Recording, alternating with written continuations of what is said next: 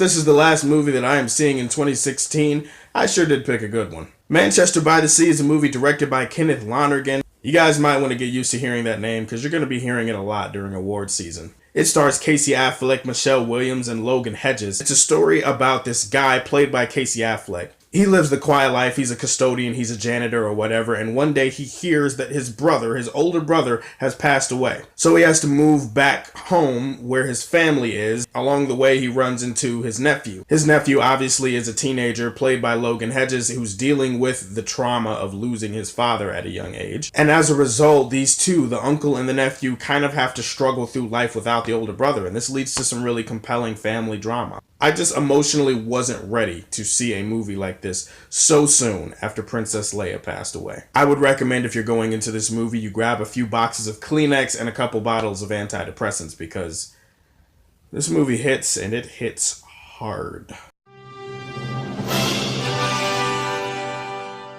Alright, let me get this out of the way.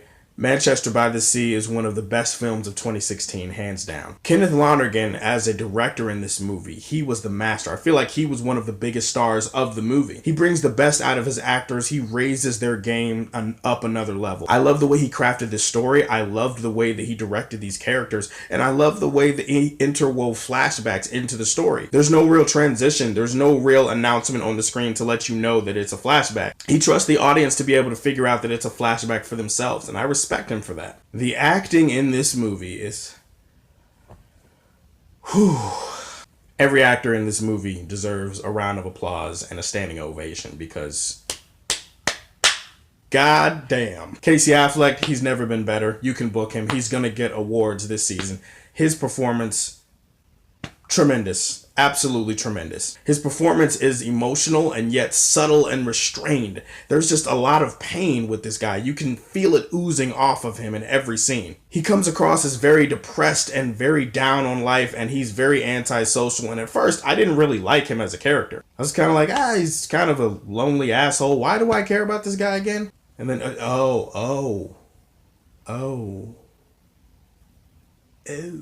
that's why you are you are. As things are revealed over the course of the story, they let you know why he is the way he is, and you totally get it. You totally buy into it. Every facial expression, every facial twitch, the way he walks, the way he talks or doesn't talk to people. Casey Affleck just gives off these really strong vibes of pain and trauma in this movie, and as a result, I was mesmerized scene by scene with him. He also had great chemistry with Lucas Hedges. Lucas Hedges is the guy playing the nephew in this movie, and he and Casey Affleck have some of the best back and forth and chemistry of any pair this year. Lucas Hedges, definitely look out for him. He gives a great performance as a young teenager trying to find his way through life and deal with the teenager stuff while also dealing with the fact that his father just passed away and also having to get reacclimated to an uncle that has been out of his life for a while. Michelle Williams is in the movie, and she's not in the movie that much, but when Michelle Williams is in the movie, she's great. She's tremendous. She gives a great performance as well. She serves as a painful reminder of a traumatic past for Casey Affleck's character. I didn't even feel like I was watching people act. Halfway through the movie, I forgot that I was even watching a movie. I felt like this was like found footage or some shit. Once again, if you're going to go into this movie and you're expecting a happy ending, don't. If you're expecting things to turn out the right way,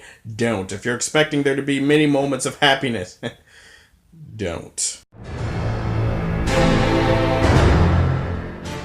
Now, having said all of that about Manchester by the Sea, this is a film that I don't think I can ever watch again. The movie is just very heavy and very dreary and very sad and very depressing in a lot of parts. If you watch this movie, there's just going to be a permanent black cloud of darkness and death and sadness hanging over your head the whole movie, and I just don't think that I can put myself through that emotionally again. Not to mention, if there is one major flaw that I could find with this movie, it's that the pacing does drag quite a bit. This is a very, very, very, very, very, very, very slow burn type of movie. This film takes a long time to get going. It takes a long time to set up its characters. It takes a long time to explain these characters. It takes a long time to take these characters in a new direction. There are a lot of really slow moving scenes that feel like they could have cut the scenes a little bit sooner than they did. And as a result, this is a 2-hour movie that felt like it was more 3 hours. When I got out of this movie, I was surprised as hell to find out that It was only 2 hours later. I for sure thought that we had been in there for several weeks. So in the end, because of the pacing and because of the heavy material, I don't think this movie has much replay value for me. But without a doubt, it's one of the best films of 2016. I have no choice, despite the lack of replay value. I have to give Manchester by the Sea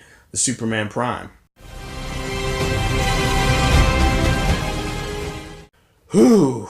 All right, my heart can breathe again. All right, guys, that is my last film review of 2016. Stay tuned. My Justice League and my Legion of Doom are right around the corner. As always, if you like what you see, tell me how you feel, and stay tuned to hear more from the Man of Steel. Rest in peace, Carrie Fisher. We love you, and we'll miss you. You will always be royalty to us.